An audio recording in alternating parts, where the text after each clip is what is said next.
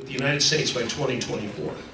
Okay, now I don't know how much you follow this, but do you have any idea how big our deficit is with them? Do you know how much stuff they're going to buy?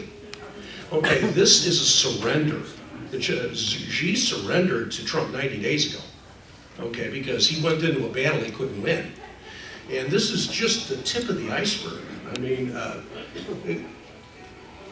the opposition is desperate, okay, and that's what you're seeing. You're seeing the last gasps of the failed establishment, the people who gave you endless wars, raising taxes, you know, global governance, turning the United States into a second or third world country where everybody's addicted on various substances. I mean, the people stood up and they voted, and they're taking the country back, and that's exactly what's going on. And I wish I could tell you so much more, because there's so much more to know. But understand that the Patriots are in charge. Okay, if you think that Trump fired Kelly and Mattis, I got news for you. They have different jobs, and so does Sessions.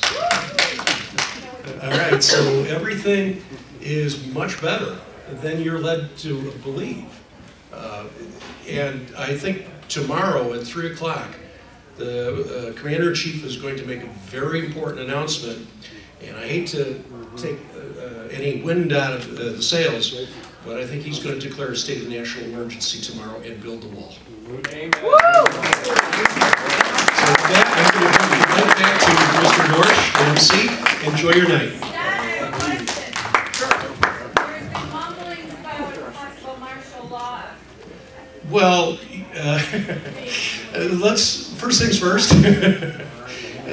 Unfortunately, if these 70,000 sealed indictments start getting enforced, you're going to have a Congress that's decimated. Because I want you to know, and this includes some of our Republicans in name only, they have done bad things. Treason is not a charge you throw around lightly, but when you are taking money from foreign governments to turn on your own people, that's treason, okay? And trust me, these are being investigated. John Huber is going to have his report on Mark Meadows' desk, 5 p.m. Monday, okay? That's another big boom. So we've got things that are going to be happening over the next, between 30 to 90 days that are going to be just amazing. And you hate to mention the word martial law, but there probably will be some sort of a military government as a transition while they're sorting this stuff out, because you can't put everybody in jail and still run the country. So that's the reason. Well, yeah, you're the ones with the guns, and that's good, but understand that there is 0 degrees of separation between Donald Trump and the United States military. 0 degrees. You've seen that happen over the last couple of weeks.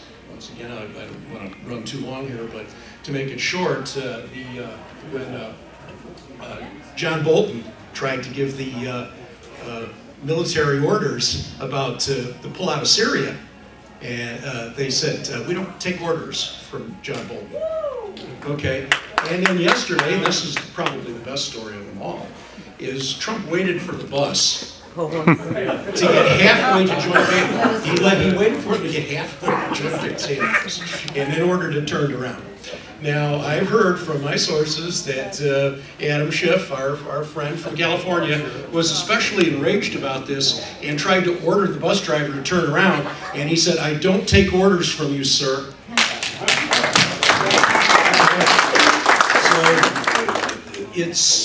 if you only knew how close to the precipice we were of falling off the cliff. If Hillary would have won, they would have sealed the deal, okay? But the Patriots weren't going to allow that to happen. Trump was recruited by the military. They promised him a fair election. He got it. He won. They're working together, and they're getting the job done. What's your blog? GettingTrump.com. More down. Keep going. Okay. That's all we can get. me get a question. Sure. They were saying that, I was on Newsmax.com, and they were saying that when Trump declares this emergency, that there's a building fund, military building fund, that's got 13.1 billion. That's going for Afghan housing. So they said that's where he's going to be able to take the money from.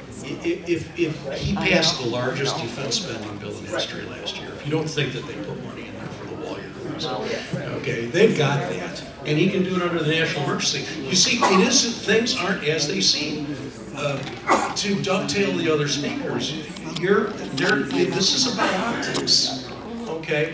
And if you're half of the country out there doesn't agree with us. Half of the country is you have the red pill, blue pill thing. There's half the country out there. They voted for Hillary. They voted for Obama, and they're hardwired to believe a fiction.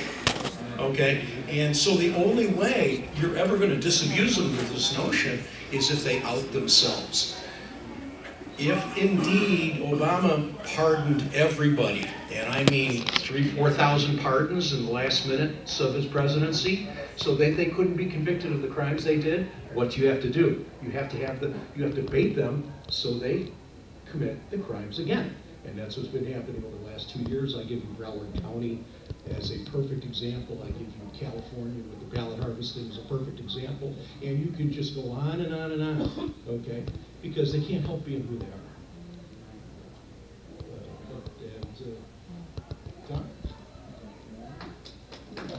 Thanks, folks.